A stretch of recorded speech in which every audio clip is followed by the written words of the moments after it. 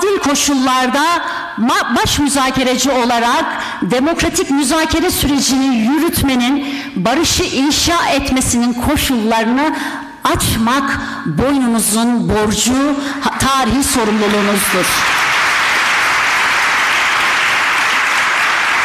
Bu halkların 26 yıl daha barışsızlığın ve çözümsüzlüğün girdabında kaybetmeye tahammülü yok.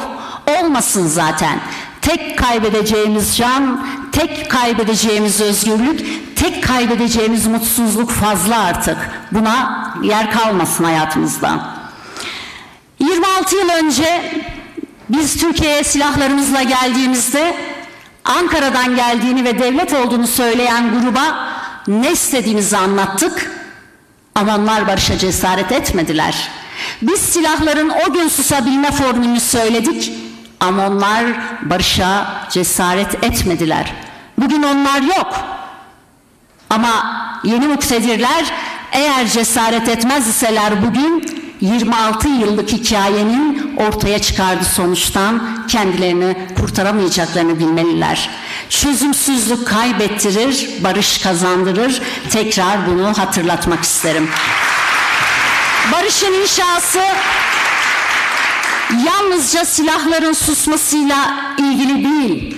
Barışın inşası inkarın her durumda son bulmasıyla ilgilidir. Halkların eşit ve özgür yaşam hakkının tanınması, kadın özgürlüğünün güvence altına alınması, demokratik, sivil, özgürlükçü bir toplumsal sözleşmenin yeniden hayata geçmesiyle mümkündür. Barış sadece silahların susmasıyla gelmez. Barış, onurlu katılım, kimlik onurunun ve kimlik hakkının tanınmasıyla gelir. Onurlu bir yurttaşlık, ancak kolektif hakların, farklılıkların tanındığı, bu farklılıkların birbirine saygı duyduğu, bu farklılıkların birbirini güzelleştirdiği yerde gelir. Bizim yürüyüşümüz farklılıkların onurla yürüyebildiği, onurla güzelleştirebileceğinin bir işareti. Bu mecliste sonlandırmamızın bir diğer anlamı var. Bu meclis 100 yıl önce unuttuğu, ıskaladığı, vazgeçtiği asıl amacına dönebilsin diye biz buradayız.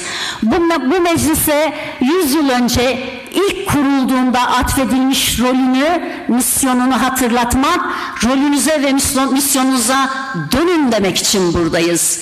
İlk kurulduğunda bu meclis, Türkiye'nin tüm çoğulcu renkleriyle, tüm çoğulcu kimlikleriyle yeni bir ülke kurmanın demokrasisinin nasıl heyecanını yaşıyorsa, bu meclise, 2025 yılı meclisine de rolünü hatırlatmak, aynı heyecanı bu halka borçlu olduklarını anlatmak için buradayız.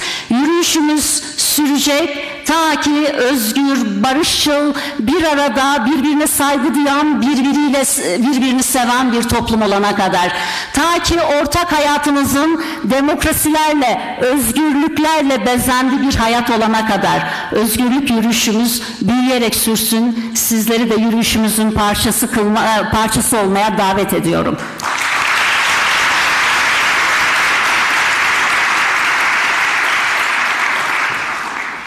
Yarım kalanları tamamlamak, barış ve özgürlük için atılmış en büyük adımdır. Yarım kalanları tamamlamaya davet ediyorum bu meclis çatısı altında, bu halk için siyaset üretenlere. Şimdi hepinize çok teşekkür ediyorum. Yürüyüşçü arkadaşlarımızın ve bizlerin hepinizin emeğine sağlık, ama bizim için bu yürüyüş süren bir yürüyüş, bitmeyen bir yürüyüş. Burası bir durak. Ta ki İmralı'nın kapıları açılana kadar. Ta ki